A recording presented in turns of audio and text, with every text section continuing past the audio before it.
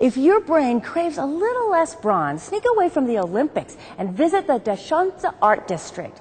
Now, it's a Chinese version of Greenwich Village, and it's filled with teeming art galleries that have contemporary art. There's also performance art, and if you're not careful, you might just learn a little bit about Chinese history.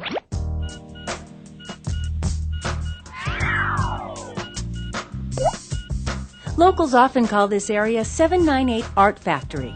The name refers to the heart and soul of this place, this art gallery called 798 Space. But there are many other art galleries here, each with its own treasure trove of art waiting to be discovered. In the 1950s, workers spent their days here manufacturing electronics for the military. The complex was built with the help of experts from the Soviet Union and East Germany. At the time, China was rushing to rebuild after years of war, and speed was of the essence. The high ceilings, simple lines, and wide open spaces were ideal for a factory that needed to be constructed and online as soon as possible. Today, the assembly lines are long gone, but samples of the original machinery remain.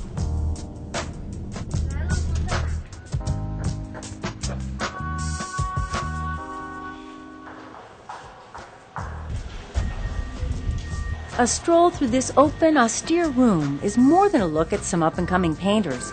It's also a walk through Chinese history.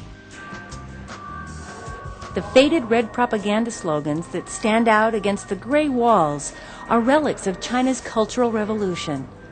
This period, marked by chaos, political power struggles, and worship of Chairman Mao, began in the mid-1960s and lasted for 10 years.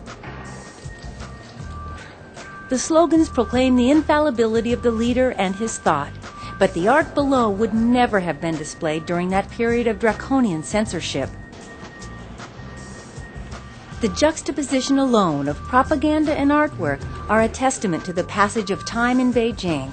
In the end, Garfield and Mao remind the viewer that no matter how avant-garde the artist, everyone has a past and a place in time.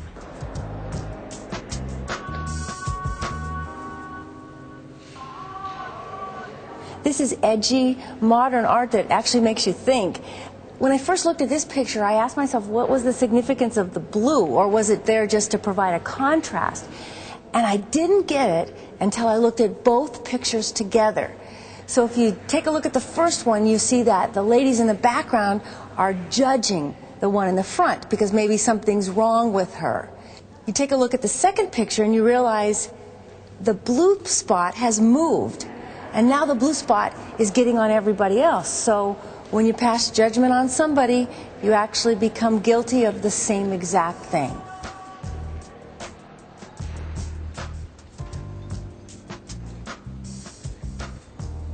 There's a place for every type of artist at No.3 Art District, too.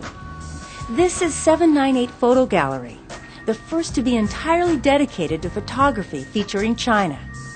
Today, the work of Michael Wolff is on display. His current collection, named Architecture of Density, takes delight in finding the humanity within the repeating patterns of Hong Kong high-rises.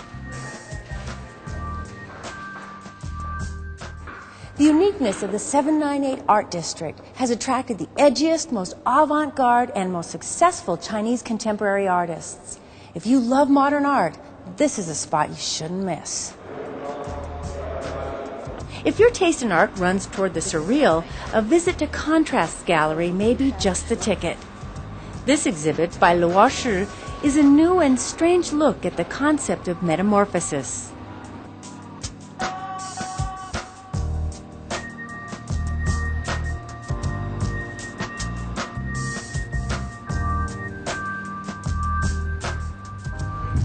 The 798 Art Factory isn't just a collection of trendy galleries, cafes, and shops.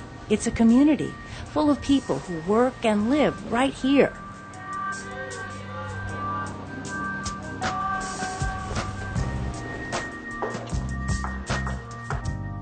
One of these artists is Li Songsong, a painter who moved in back in 2002. Li invited us into his workshop and spoke about life at No.3 Art District. 在我眼里，这就是不仅是我的工作室，也是我的家，也是我所有的生活，我的工作，我的一切都和这有关系。After you moved in, it took you about 3 months to get the place ready. What happened when you washed the walls? 所以先开始我们拿水先冲墙上的土，那个上面的字就顺着流下来的黑水，红的字就显露出来。当时我有点当时第一个感觉，这还有字，吓我一跳，而且是非常的，就是那个年代的字。虽然这个我觉得对每个中国人来说，这种标语是很熟悉的，从来都不是一个陌生的东西，但是还是怎么说呢，吓了一跳，或者是有一点震撼的那个感觉。Why do you think that artists gather here at 798? 我想当初艺术家被吸引到这个地方的一个最大的原因是，艺术家需要找一个工作的地方，就是一个空间，一个足够大的空间。因为艺术家我觉得工作和比如其他的一些工作方式有一点不同，就是对空间的要求可能比较大。而且当时这个地方一个是它不是在农村，它是离城市也比较近，生活也比较方便。还有呢，它有充足的这种被废弃的不太用的厂房可以出租。我想这个是当时吸引艺术家的原因。还有一个就是价钱当时很便宜，因为没有人觉得这是一个黄金宝地啊，是一个怎么让人竞争的地方。但是慢慢的艺术家来的多了，也有画廊在这儿开业了，这就变成一个比较吸引人的地方。因为的确在北京没有第二个这样的地方，以前没有。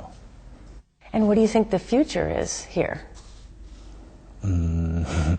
我觉得我不知道，我完全不知道。如果它贵到一定份上，就是它的房租涨到艺术家不可以承担的话，那我觉得艺术家就搬走找别的地方。